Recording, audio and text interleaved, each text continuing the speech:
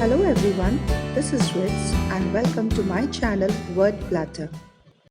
In this video, I'm going to discuss with you the meaning of the term canon, which is most frequently asked in the MEG exams. So let's get started. Okay, now do not get confused with another term, canon, that is with a double N. This term, CANNON, which is also pronounced as cannon, refers to a heavy piece of artillery which is used in the warfare. Whereas the term that I am going to discuss with you is canon, that is with a single N, which is a literary device.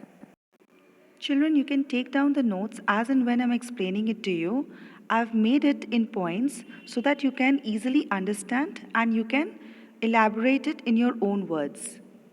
Okay, so let's understand this term properly.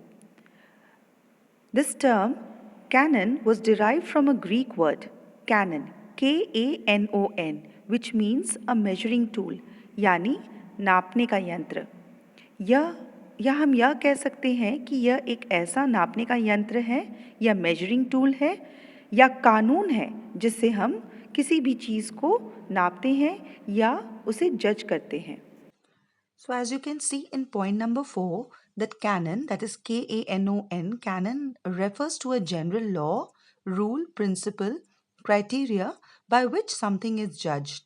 Now the question arises is what are we exactly measuring here or what are we judging?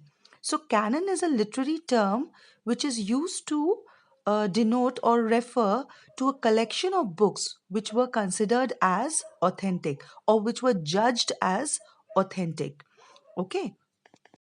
As per the set rules or laws, these books were considered genuine, real, okay, authentic. In this collection, only such books were included which were considered exclusive or authentic. Actually, the whole idea of measuring the authenticity of various books by various writers began with the objective of finding the credibility of Bible. Now you must be also wondering that who were the ones who had the authority to decide the book list. Okay, so it was actually we the people, we the readers, or you can say literary group who had the authority to decide the books which could be considered as fit for the canon list. So only when the readers found that these books met the standards of style and quality, it had some social, cultural, and intellectual value, it was added to the canon list. Okay, now let me introduce you with another term, canonical author. Now, what is this canonical author? Who are considered as canonical authors?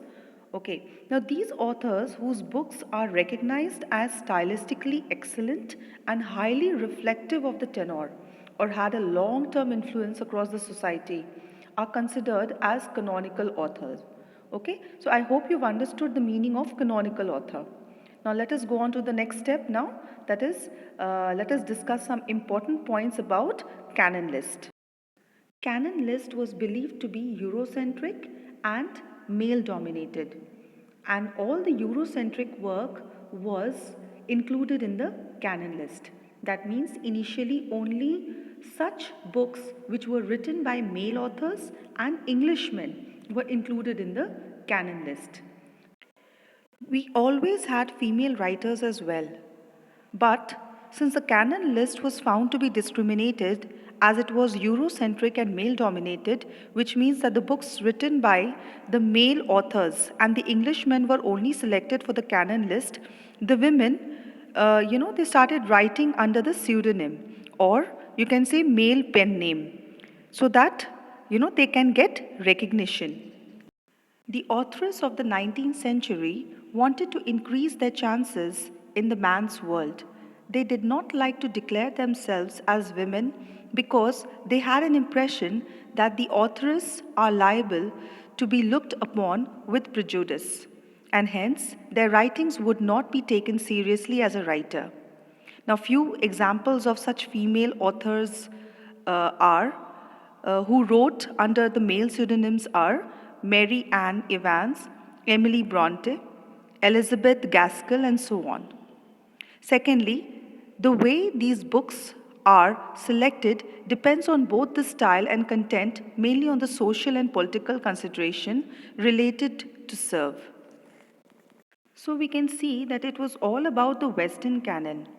That means the books that were included in the canon list was mostly written by Englishmen.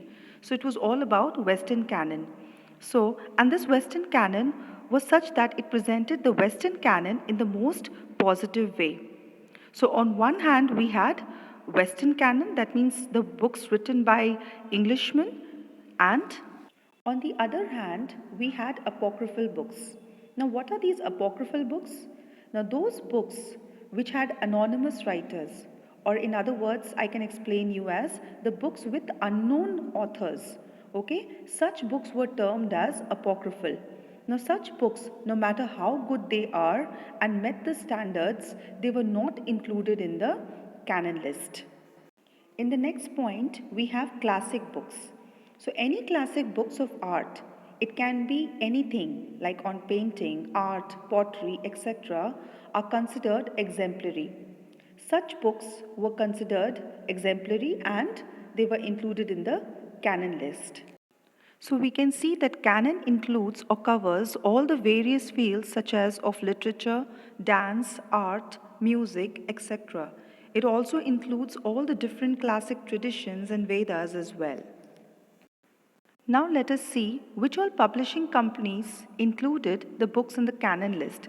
So we have in the list we have Modern Library, the Great Books of Western World, the Penguin Classics and Every Man's Library. They were the ones, who had this canon list. So that's all for today, I think. I hope you've understood all the points properly and it will be useful to you. Thank you.